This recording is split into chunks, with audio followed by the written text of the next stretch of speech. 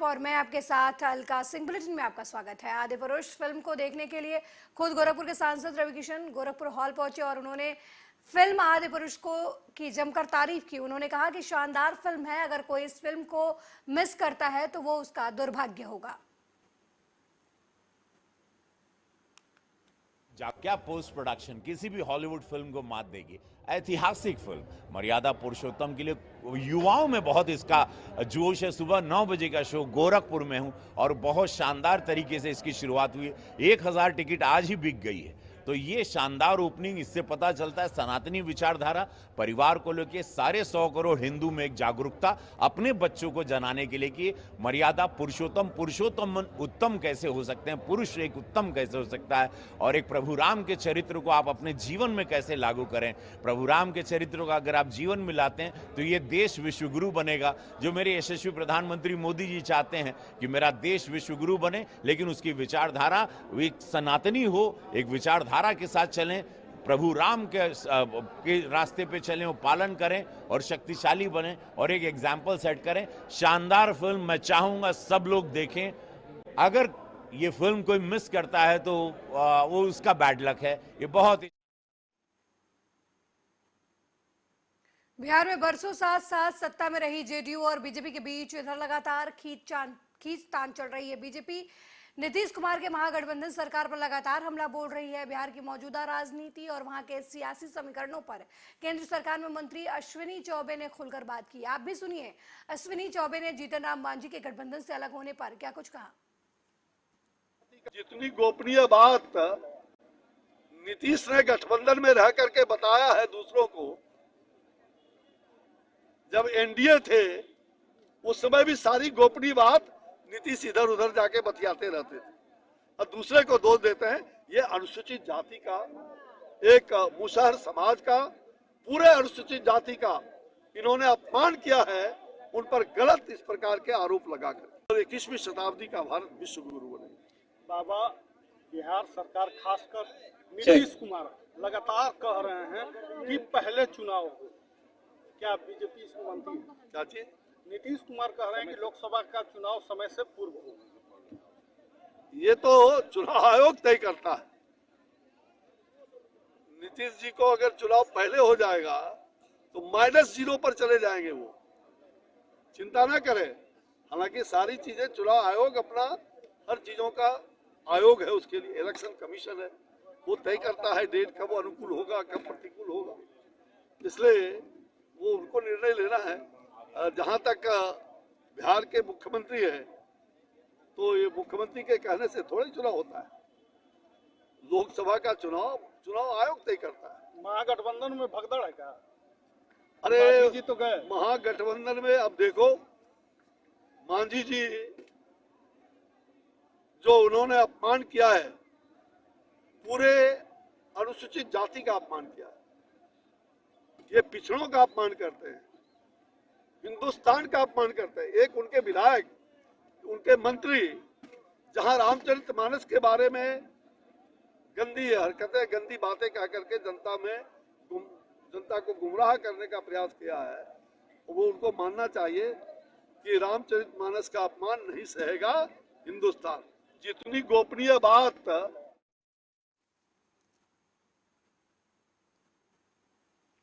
वहीं नेहरू मेमोरियल का नाम बदलने पर राउत ने बीजेपी सरकार पर हमला किया। साथ ही उन्होंने पटना में होने वाली विपक्षी दलों की मीटिंग और मणिपुर में हुई हिंसा पर खुलकर अपनी बात रखी। संजय राउत ने क्या कुछ कहा, आप भी सुनिए। इसने देश बनाया है, उनका ही नाम आप खत्म करना चाहते हैं, इसलिए हो रहा है सब, और क्या बोल सकता हूँ। सर, ममता बनर्जी का स्टेटमेंट आया है कि अगर कांग्रेस सीपीएम के साथ जाती है लोकसभा में तो ममता बनर्जी सपोर्ट नहीं करेंगी कांग्रेस के साथ। सीपीएम के साथ जो उनका स्टेट का मामला। हाँ, अब 23 तारीख को पटना में जो ऑल पार्टी मीटिंग है हमारे ऑल पार्टी, उसमें अगर ये मुद्दा चर्चा में आता है तो उसका ऊपर हम चर्चा करें। ज्या पद्धतीने सध्या मणिपूर उद्धवचे आहेत, केंद्रीय मंत्री अमित शहा देखील त्या ठिकाणी भेट देऊन गेलेले आहेत। गेल्या 3 महिन्यापासून या देशातल्या सीमेवरचं एक महत्त्वाचं राज्य मणिपूर हे पूर्णपणे हिंसेच्या आगीमध्ये भडकलेलं दिसतं. शेकडो लोकांचा त्या हिंसाचारामध्ये मृत्यू झाला, गोळीबारात मृत्यू झाला. आमदार, त्या राज्याचे मंत्री, इतकंच काय तर काल परवा केंद्राचे विदेश राज्यमंत्री आर.एन. सिंग यांचं सुद्धा घर जाळण्यात आलं. हा काय प्रकार आहे? हजारो लोकांचं पलायन सुरू झालं. निर्वासित झाले लोक, काश्मीरप्रमाणेच जसे काश्मीरातले लोक निर्वासित झाले. वहीं रायबरेली के लालगंज कोतवाली क्षेत्र के बेहटा कला गांव का नया मामला सामने आया है, जहां एक हफ्ते पहले जुआ खेलने की सूचना पर पहुंची पुलिस ने लोगों को दौड़ा लिया था, जिसके डर से एक युवक नदी में कूद गया था. नदी में कूदने से युवक की मौत हो गई थी. अब वहीं परिजनों ने दोषी पुलिसकर्मियों की गिरफ्तारी की मांग की है, तब भी कोई कार्रवाई नहीं की गई. दोषी पुलिसकर्मियों की गिरफ्तारी न होने से नाराज परिजनों ने सैकड़ों ग्रामीणों के साथ कैंडल मार्च निकालकर इंसाफ के लिए आवाज बुलंद की है. एक मामला एक नवयुवक की हत्या से संबंधित है, जिसके संबंध में थाना लालगंज कोतवाली लालगंज में 302 IPC के अंतर्गत मुकदमा पंजीकृत है और विवेचना उसकी हो रही है. और उसमें जांच अधिकारी लोग CO लेवल तक के अधिकारी भी मौके पर पहुंचे हुए हैं, गए हैं. और उसमें हम लोग माननीय मुख्यमंत्री जी से इसके भी दो कारण हैं विशेष रूप से मिलने के लिए. एक कारण ये है कि जिस व्यक्ति मृतक व्यक्ति जो है वो 38 वर्ष का निर्युक्त था, उसकी जन्म से एक विकलांग बच्ची है. अब उसका कोई वहीं हापुड़ के थाना बहादुरगढ़ पुलिस ने निर्माणाधीन गंगा एक्सप्रेसवे से सरिया चोरी करने की घटना का खुलासा करते हुए 6 लोगों को गिरफ्तार कर लिया है.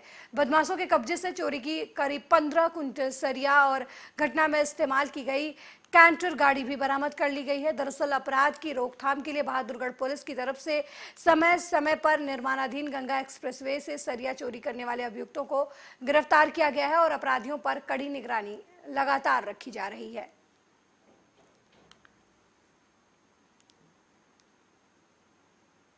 श्रीमान पुलिस अधीक्षक महोदय के निर्देशन में जनपद हापुड़ में चोरी के जो भी केसेस हो रहे हैं उनके अनावरण हेतु चल रहे अभियान के तहत बहादुरगढ़ थाना पुलिस को एक बड़ी सफलता हाथ लगी है, जिसमें कल रात्रि को 1:40 बजे के आसपास इन्होंने 6 अभियुक्तगण ग्राम नगलापड़ से गिरफ्तार किए हैं, जिनके कब्जे से हमें एक कैंटर गाड़ी और उसके अंदर 15 कुंटल सरिया जो कि गंगा एक्सप्रेसवे आदि के निर्माण में यूज हो रहे थे वो हमें मिली है.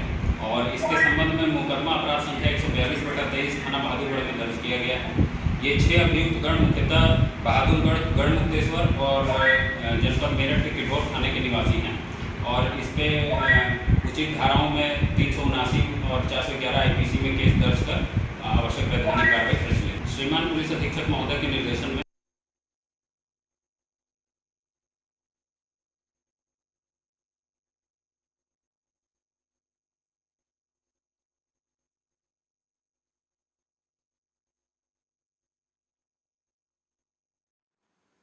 इस खबर पर ज्यादा जानकारी के लिए हापुड़ से हमारे संवाददाता गुफरान करीम फोन लाइन पर जुड़ गए हैं. गुफरान, गंगा एक्सप्रेस पर सरिया चोरी करने का मामला सामने आया है, डिटेल में इस पूरी खबर को बताएं. हाँ सर, जी मैं आपको बताना चाहूंगा इसमें अभी क्या चल रहा था जी. ये काफी दिनों से सरिया चोरी की शिकायत इसमें मिल रही थी जी.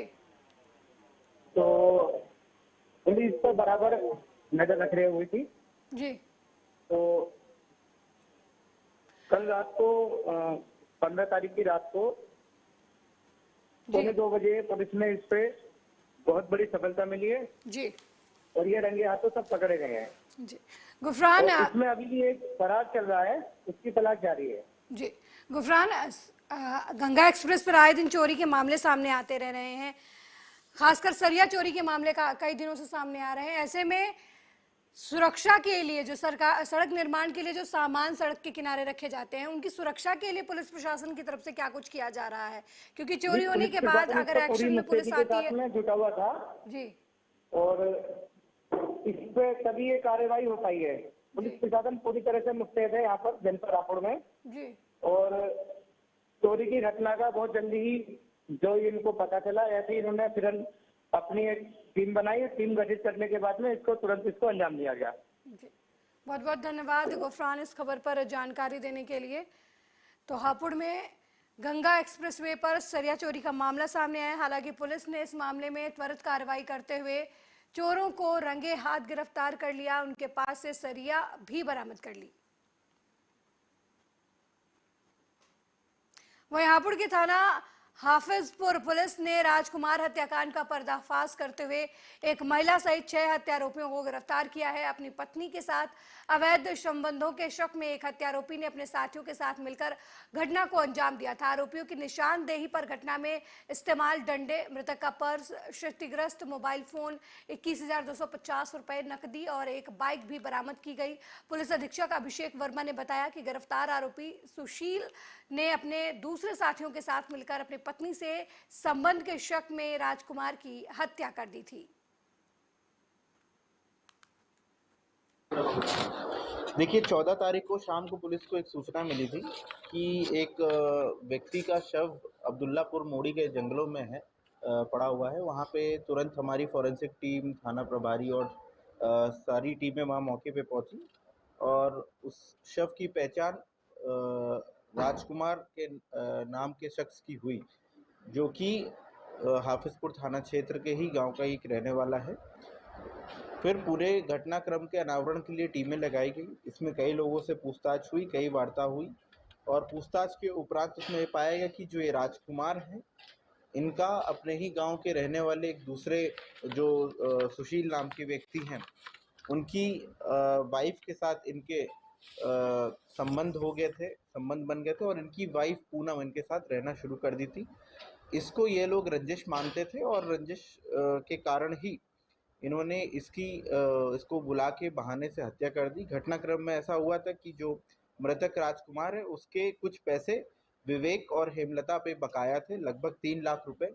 इसको लेने के लिए उसने उस दिन विवेक और हेमलता को कॉल किया। इन लोगों ने उसको धोखे से वहां पे बुला लिया और 20,000 रुपए भी दिए।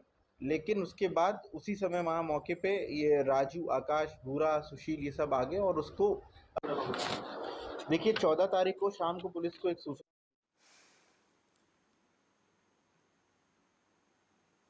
वहीं उत्तर प्रदेश के हमीरपुर जिले में 2 शादी वाले घरों में अचानक सन्नाटा छा गया। दूल्हा और गाड़ी फूलों से सजकर तैयार थी। बैंड बाजे के साथ बारात दुल्हन के जाने की तैयारी हो रही थी। इसी दौरान खबर आई कि ब्यूटी पार्लर में तैयार होने गई दुल्हन प्रेमी के साथ फरार हो गई।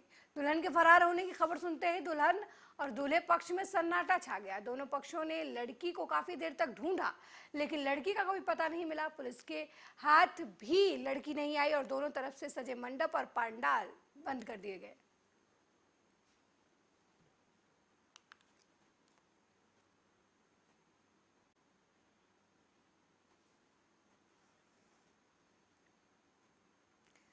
वहीं पुरानी पेंशन बहाली और निजीकरण के विरोध में अटेवा संघ के राष्ट्रीय अध्यक्ष रथ यात्रा लेकर कानपुर देहात पहुंचे, जहां कर्मचारियों ने अटेवा के राष्ट्रीय अध्यक्ष विजय बंधु और उत्तर प्रदेश पंचायती राज ग्रामीण सफाई कर्मचारी संघ के पूर्व महामंत्री रामवीर श्रीवास्तव का जोरदार स्वागत किया। ये रथ यात्रा 1 जून से बिहार के चंपारण से शुरू हुई थी और मध्य प्रदेश से होकर 3 जून को महाराष्ट्र पहुंचेगी, जहाँ रथ यात्रा का समापन होगा। और रथ यात्रा लेकर कानपुर देहात पहुंचे अटेवा संघ के राष्ट्रीय अध्यक्ष विजय बंधु ने हजारों कर्मियों के साथ इस दौरान रैली भी निकाली, जो अब्बुल होते हुए बाराटोला प्रांत तक पहुंची। वहीं अटेवा संघ के राष्ट्रीय अध्यक्ष विजय बंधु और उत्तर प्रदेश पंचायती राज ग्रामीण सफाई कर्मचारी संघ के पूर्व महामंत्री राघवेंद्र श्रीवास्तव ने कार्यक्रम को संबोधित करते हुए कहा कि अटेवा संघ पुरानी पेंशन बहाली और निजीकरण का विरोध करती है। कर्मचारियों के हक की लड़ाई के लिए हम किसी भी स्तर पर जाकर लड़ेंगे और बुढ़ापे के सहारे के लिए इसे लेकर रहेंगे।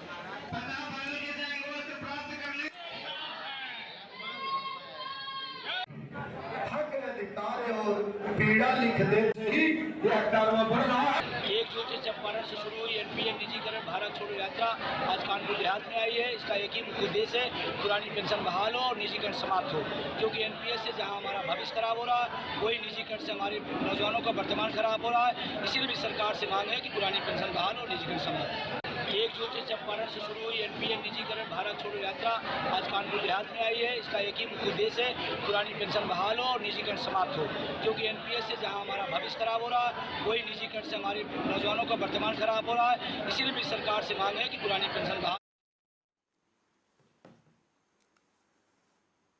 वहीं अलीगढ़ में पुलिस ने नेताओं की क्राइम हिस्ट्री तैयार की है और जांच में सामने आया है कि 7 बीजेपी युवा नेताओं पर मुकदमे की बने लगभग हाफ सेंचुरी लगाई है। इस क्रम में संजू बजाज पर 10 थानों में जानलेवा हमले और महिलाओं से संबंधित धाराओं समेत 26 एफआईआर दर्ज है।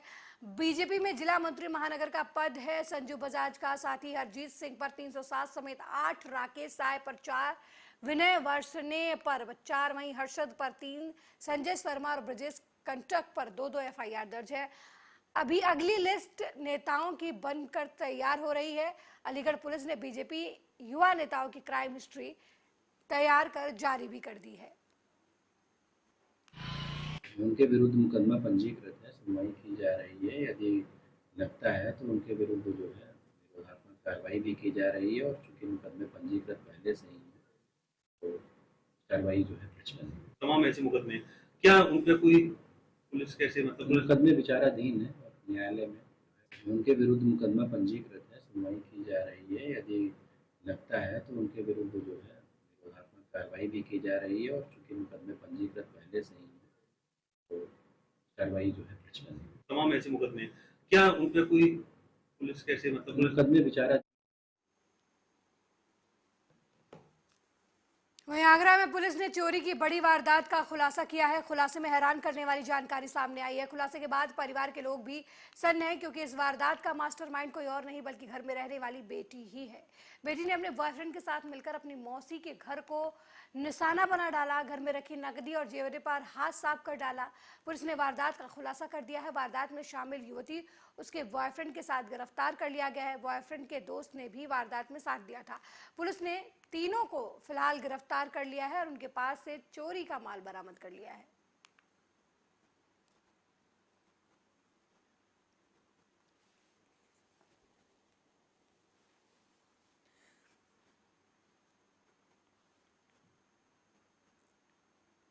वहीं कानपुर देहात जिला अधिकारी नेहा जैन ने शासन के निर्देश पर विकासखंड राजपुर के गांव रोहिणी में ग्रामीणों के बीच ग्राम चौपाल लगाकर ग्रामीणों की समस्याएं सुनी, जिसमें कई विभागों के जिला स्तरीय अधिकारी भी मौजूद रहे। वहीं गांव में कई विभागों के स्टॉल लगाकर सरकार द्वारा चलाई जा रही कल्याणकारी योजनाओं की जानकारी दी गई। ग्रामीणों की शिकायतों पर संबंधित विभाग के अधिकारियों को समय से निस्तारण करने के निर्देश भी दिए गए। वहीं जिला अधिकारी की तरफ से राष्ट्रीय ग्रामीण आजीविका मिशन के तहत खुद स्वयं सहायता समूह की महिलाओं की समस्याएं सुनी गई। उनकी समस्याओं के निस्तारण के लिए संबंधित अधिकारियों को निर्देश भी दिया। पशुपालन विभाग के पशुओं के टीकाकरण 100% किए जाने के निर्देश भी इस दौरान कृषि विभाग द्वारा दिए गए। कैंपों के माध्यम से प्रधानमंत्री किसान सम्मान निधि की समस्याओं का निस्तारण किए जाने की अधिकारियों को निर्देश दिए गए।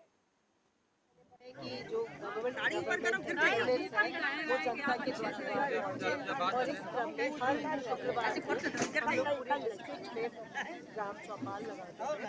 उसी क्रम में आज यहाँ पे राजपुर ब्लॉक में रोहिणी गांव में हम आए हैं और यहाँ पे हम लोग ने विधिवत तरीके से सभी विभागों के जो स्टॉल्स हैं वो लगाए हैं और जो भी योजनाएं हैं उनका लाभ हम लोग गाँव-गाँव तक पहुँचाने का प्रयास कर रहे हैं।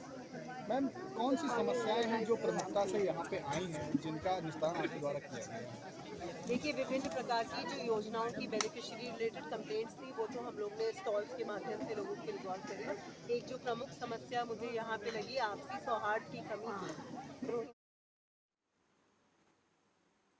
वहीं शिवपुरी पुलिस अधीक्षक रघुवंश सिंह भदौरिया के द्वारा जिले में अवैध मादक पदार्थ और अवैध शराब की धरपकड़ के निर्देश पर कार्रवाई की गई। दरअसल करहरा पुलिस को मुखबिर द्वारा सूचना मिली कि 2 व्यक्ति 2 प्लास्टिक की कैनों में जिसमें कच्ची शराब भरकर ले जा रहे हैं। सूचना पर पुलिस ने घेराबंदी कर 2 आरोपियों को गिरफ्तार किया, जिनके कब्जे से 2 प्लास्टिक की कैन बरामद की गई जिसमें 70 लीटर कच्ची हाथ भट्टी की शराब भरी हुई थी। पुलिस ने दोनों कैन और बाइक को जब्त कर लिया, जिनकी कीमत लगभग 50,000 रुपए बताई जा रही है। आरोपियों के विरुद्ध आबकारी एक्ट के तहत मामला दर्ज कर उन्हें जेल भेज दिया गया है। कल शाम को मुकुट द्वारा सूचना प्राप्त हुई कि ग्राम टोड़ा के सलीम और उसका लड़का शाबिर दोनों अपनी मोटरसाइकिल पर अवैध रूप से शराब लेकर कहीं जाने वाले हैं। उक्त सूचना पर से दबिश गई तो आरोपी बाप बेटा दोनों शाबिर और सलीम अपनी मोटरसाइकिल पर 2 कैन लादे हुए थे और घर के दरवाजे के सामने खड़े हुए थे, जो कहीं अवैध रूप से खपाने के लिए जाने की तैयारी में थे। उक्त सूचना पर दोनों आरोपियों को गिरफ्तार किया गया है शराब को जब्त किया गया है और मोटरसाइकिल को भी जब्त किया गया है। आरोपी के विरुद्ध धारा 34 में कार्रवाई की गई। रायबरेली में शॉर्ट सर्किट से हाईवे पर स्थित टायर की दुकान में भीषण आग लग गई। आग से लाखों का माल जलकर राख हो गया। ये घटना मिल एरिया थाना क्षेत्र के मलिक मऊ कॉलोनी के पास की है, जहां रायबरेली सुल्तानपुर मार्ग पर सड़क के किनारे फरीद की पुराने टायर की दुकान है, जिसमें बिजली के तारों में हुए शॉर्ट सर्किट की वजह से टायर की दुकान में आग लग गई। तेज हवा की वजह से देखते ही देखते आग ने विकराल रूप धारण कर लिया। स्थानीय लोगों की सूचना पर मौके पर पहुंची दमकल विभाग की गाड़ी ने कड़ी मशक्कत के बाद आग पर काबू पाया, लेकिन तब तक दुकान में रखा सारा सामान जलकर राख हो चुका था। दुकानदार ने बताया कि दुकान में करीब 2 से 2.5 लाख रुपए का सामान जलकर राख हो गया है।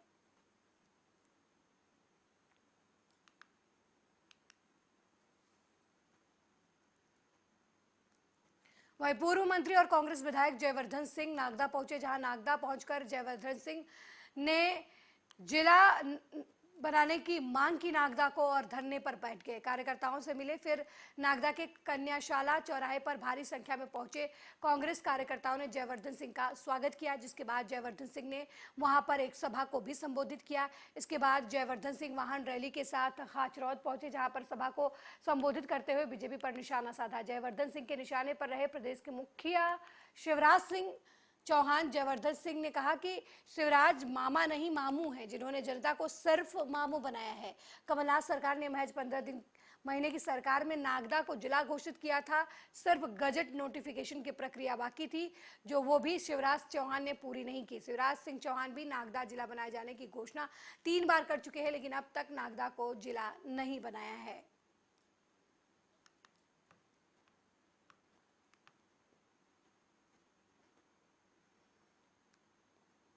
वहीं पुलिस की सक्रियता से एक युवक की जान बच गई।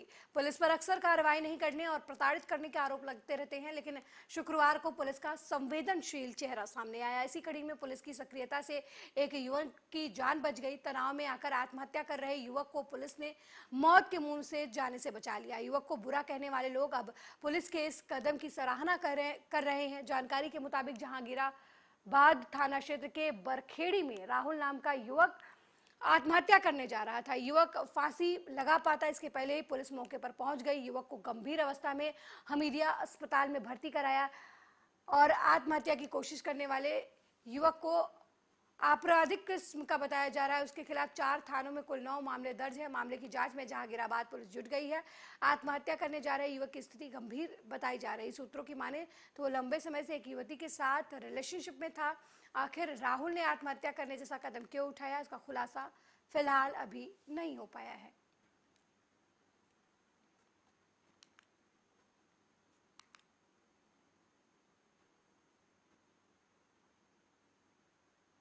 मेरे साथ इस बुलेटिन में फिलहाल इतना ही। देश दुनिया की तमाम खबरें देखने के लिए देखते रहिए आर्या न्यूज़। नमस्कार।